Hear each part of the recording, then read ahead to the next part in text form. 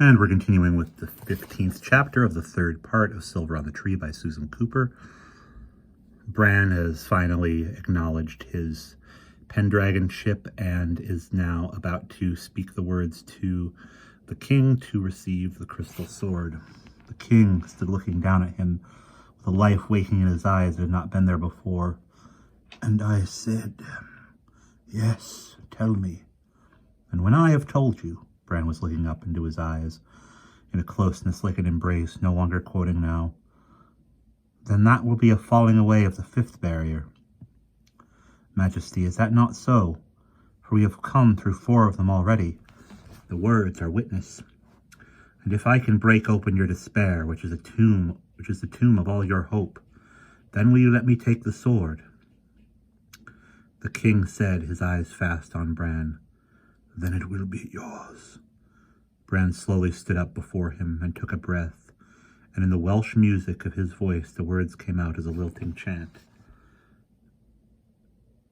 "I am the womb of every hilt. I am the blaze on every hill. I am the queen of every hive. I am the shield for every head. I am the tomb for every hope. I am Arias."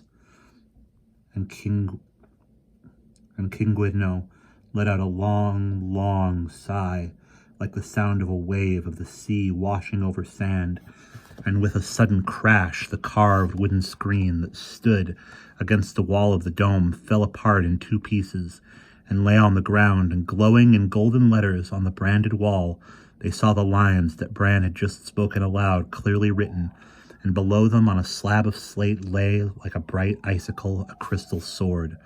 The king moved slowly, stiffly across the smooth, rush-matted floor. On the back of the dark green surcoat he wore over his white robe, they saw embroidered in gold the royal crest with its roses and leaping fish. King Gwydion took the sword in his hand and turned his melancholy, drooping body toward them again. He ran one finger along the chaste, flat side of the blade, wondering, as if in disbelief, that he could have made so lovely a thing. Then taking the sword by the cross piece of its hilt, so that it hung pointing downward, he held it out to Bran. "Let the light go to the light," he said, "and Arias to its inheritor." Bran took the sword by the hilt, turning it carefully so that it pointed now straight upward. Instantly he seemed to will to grow somehow a little more erect, more commanding. The sunlight blazed in his white hair. Somewhere outside the tower, from far away, there came a long, low rumbling like thunder. The king said expressionlessly, "Now let come what may." He put his hand up to his head and suddenly rubbed his brow. There was a scabbard, Gwydion. I made a scabbard for the sword." Gwydion smiled at his face. "You did, Majesty, of leather and of gold. And there must be a breaking of the emptiness, as you call it, in your mind, or you would not remember that." "It was." The king's forehead creased. He closed his eyes as if in pain. Then abruptly he opened them again, pointing across the domed room to a plain chest of light-colored wood, with a figure of a man riding a fish painted in blue on its side. Gwydion went to the chest and put back the lid. He said, after a moment, There are three things. A strange note was in his voice, of some emotion Will could not comprehend. The king said vaguely, 3? Gwydion drew from the chest a scabbard and a sword belt of white leather set with strips of gold. "To mask the blaze a little," he said with a smile, holding it out to Bran. "Bran," Will said slowly, listening to deep, faint stirrings within his mind. "I think you should not put the sword into the scabbard yet, not for a moment." Bran, sword and scabbard in either hand, looked at him with raised eyebrows and an arrogant tilt to his white head that had not been there before. Then he gave a quick shiver and was Bran again and said merely, "All right." Gwydion said, still in the chest, "And there is this." His voice shook in his hand, too, and he took out a small, bright harp.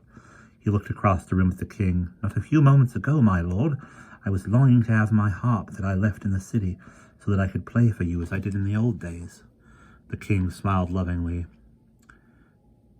"That, too, is your harp, minstrel. Long ago I made it for you in the first days in the tower, when I was struggling against despair, struggling still to work." He shook his head, wondering. "I had forgotten it. So long. I had chosen to be alone, so that all others were barred from this place by the wheel. Yet I missed you and your music so greatly that I made the harp, for my Guan, for my Taliesin, for my player." "And I shall play it for you a little," Guyan said. "You will find it in tune," the king said, and his smile held an echo of the maker's pride in the thing made. Guyan put down the harp and reached again into the chest. He brought out a small leather bag, gathered at the neck by a cord. "This is the third thing," he said, "but I do not know what it is." He pulled open the neck of the bag, and a stream of small blue-green stones tumbled out into his other hand, smooth, shiny, rounded as though by the sea. One of them fell to the floor. Will picked it up and rolled it round his palm, watching the patterns of color in the sleek, irregular shape.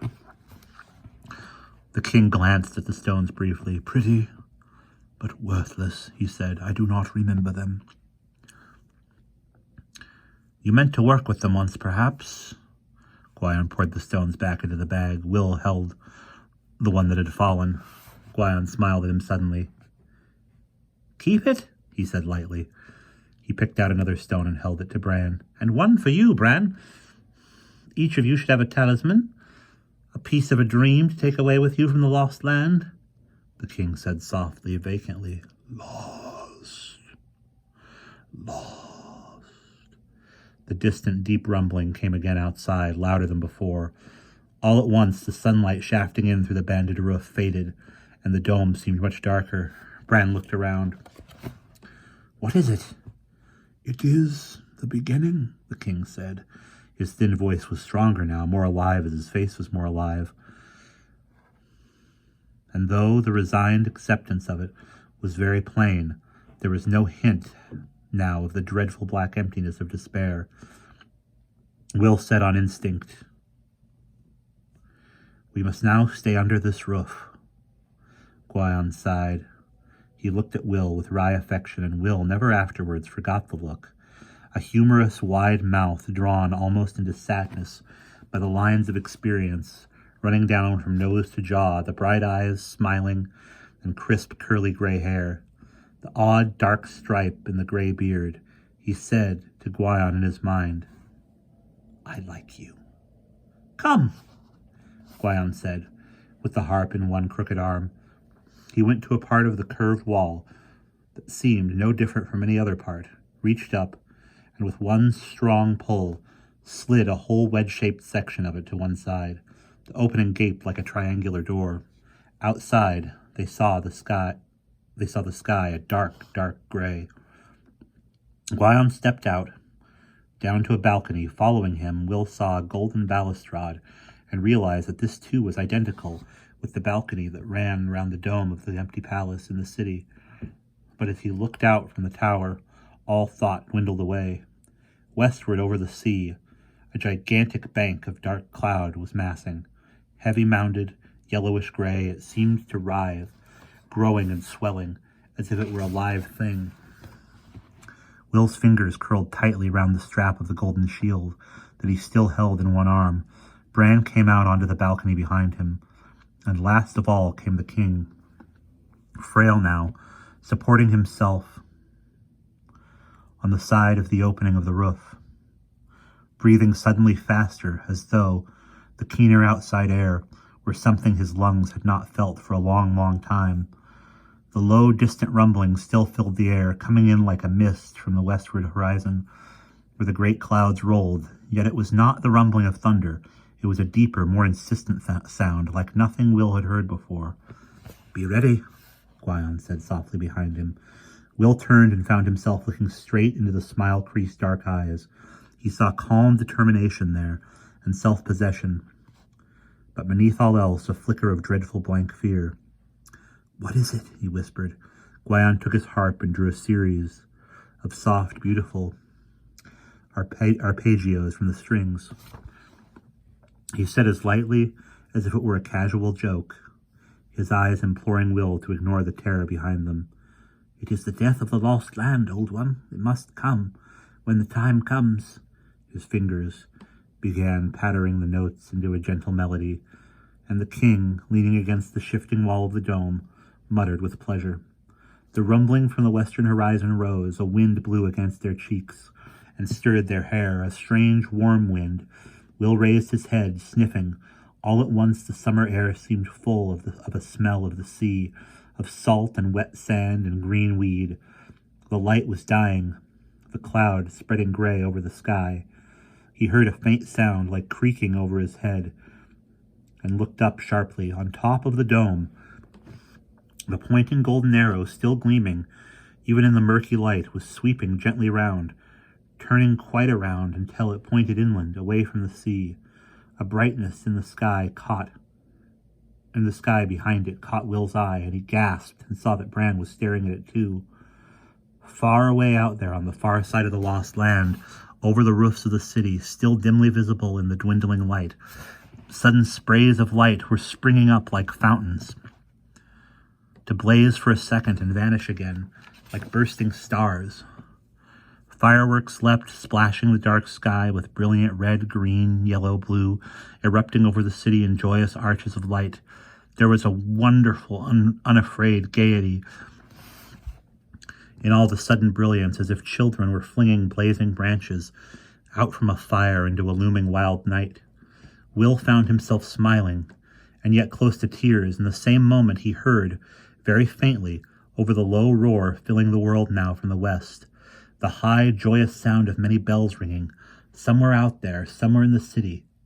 Guyon softly shifted the tune and the time of his melody so that his harp chimed in with the bells, and Will breathed fast as he stood on the balcony looking all round at the livid, menacing sky and the dark sea, and the brilliant, gay fireworks challenging both.